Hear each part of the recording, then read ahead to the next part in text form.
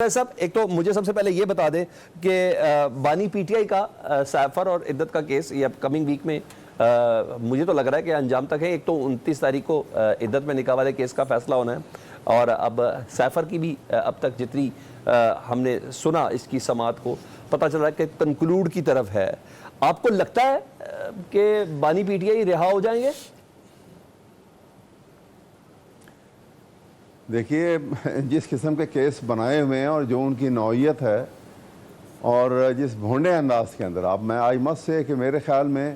اتنی عمر تو میں نے بھی گزاری ہے اور آپ سب نے جو آبزرو کیا دیکھا جو قانون ہے جو شریعہ کا قانون ہے تو عدت کے کیس میں آج تک دنیا کے کسی ملک کے اندر عدت کے پیریڈ پورے ہونے کے 6.5 سال کے بعد آپ اس کو سزا دے رہے ہیں. یہ کبھی مطلب ہے کہ یہ قرآن شریف کا بھی مذاق ہے, ٹھیک ہے, یہ شریعہ کا بھی مذاق ہے اور یہ تذلیل ہے انسانیت کی بھی جو یہ کیا گیا. ٹھیک ہے, آپ مطلب ہے کہ اس ملک میں ہو کیا رہا ہے, مجھے تو تکلیف ہوتی ہے سوچ کے بھی. دیکھیے شریعہ یہ قانون صرف اس لیے بنا تھا کہ آپ اس زمانے میں جہاں پہ سائنس اتنی ڈیولپ نہیں ہوئی تھی اور درست ہے اس کو اسی طرح رہنا چاہیے تھا کہ شریعہ کا قانون ہے کہ آپ نے اگر نکاح اس پیریڈ کے اندر کر لیا ہے تو اس کو روک لیں گے, عدالت اس کو وہاں سٹے کر دے گی کہ بھئی اب یہ نکاح جو ہے اس کو سسپینڈ کر دیا جب تک کہ یہ عدت کا پیریڈ پورا نہیں ہو جاتا. جو ہی عدت کا پیریڈ پورا ہوگا وہ ویسے ہی ریگولر ہو جائے گا آٹومیٹیکلی. یہ ہے قانون. اب جہاں پہ 6.5 سال گزر گئے ہوں وہ پیریڈ پورا ہوئے اور آج آپ سزا دے رہے ہیں, کیا کمال کر رہے ہیں بتائیں. سر میں نے اسی لیے تو سوال کیا کہ پاکستان میں کسی کو اندر رکھنے کے لیے اس کے اوپر کیس ہونا ضروری نہیں ہے نا, تب پوچھ رہا تھا کہ آپ کو امید ہے خان صاحب باہر آ جائیں گے جلدی؟ میں اسی لیے نہیں وہ تو ایسے باہر نہیں آئیں گے, لیکن یہاں پہ حالات اور خراب اس وجہ سے ہو جائیں گے کہ جب ایک بنیادی ڈاکومنٹ کانسٹیٹیوشن ہے, کانسٹیٹیوشن کے اوپر اگر ساری پولیٹیکل پارٹیز لیڈرشپ جو ہے تمام پارٹیز بلا تخصیص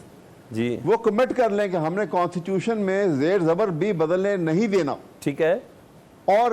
جو بدلے گا اس کو ہم پروسیکیوٹ کریں گے. ٹھیک ہے, دیکھیں حالات آپ کے کیسے تیزی سے بدلیں گے. اچھا میں نے قادر صاحب کی طرف جانا ہے سر, مجھے کوئی آنسر کر دے احمد اویس صاحب. میں تھوڑی پاکستان تحریک صاحب کی موجودہ پولیٹکس کو بھی تھوڑا سمجھنے کی کوشش کریں نا. عماد اظہر منظر عام پر آ گئے, مراد سعید صاحب کب آئیں گے, اور یہ بانی پی ٹی آئی نے جو حکم دے دیا کہ روپوش افراد باہر آ جائیں, اس کے پیچھے کیا وجہ ہے, کیا کرنا چاہ رہے ہیں؟ ایک بات میں آپ کو میں یہاں پہ ایک بات آپ کو کہنا چاہ رہا ہوں کہ دیکھیے جب تک آپ اینکر پرسن ہیں, آپ کو کون سے قانون نے منع کیا ہے کہ عمران خان کا نام نہ لیں اور بانی پی ٹی آئی کہیں اس کو؟ بالکل کسی قانون نے جب منع آپ نہیں اس کیا. گہرائی میں نہیں جائیں گے تو پھر نہیں کیا تھا, پھر کیوں سارے پاکستان کا تمام میڈیا عمران خان کا نام کیوں نہیں لیتا؟ نہیں میں تو عمران خان بھی بانی پی ٹی آئی بھی کہتا ہوں, میں تو کہتا رہتا ہوں, مجھے تو کوئی پرابلم نہیں ہے. میں آپ کو بتا رہا ہوں نا, دیکھیں جو ہے باقاعدہ طور پہ ایک حکم نامہ جو ہے اسٹیبلشمنٹ کی طرف سے جو ایشو ہوا ہے جس کے تحت عدالت جیل ٹرائل میں رات کے 12 بجے تک عدالت بیٹھ کے وہ جج بیٹھ کے کام کرتا تھا اور کہتا تھا کہ مجھے تو مجبوری ہے, مجھے بٹھایا ہوا ہے, اور اس کو کسی چیف جسٹس نے آرڈر نہیں کیا تھا بیٹھنے کا. جب یہ ملک کے اندر یہ حالات پیدا ہو گئے ہوں, آپ کہیں گے یہ ملک کا حالات سدھر جائیں گے؟ کبھی بھی نہیں سدھریں گے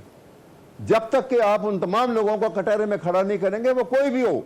وہ سیاستدان ہو, وہ حکومت کا ملازم ہو, ٹھیک ہے, ملازم دونوں طرح کے ہیں, ٹھیک ہے سر, وہ سول کے بھی ہیں وہ ملٹری کے بھی ہیں. ٹھیک ہے,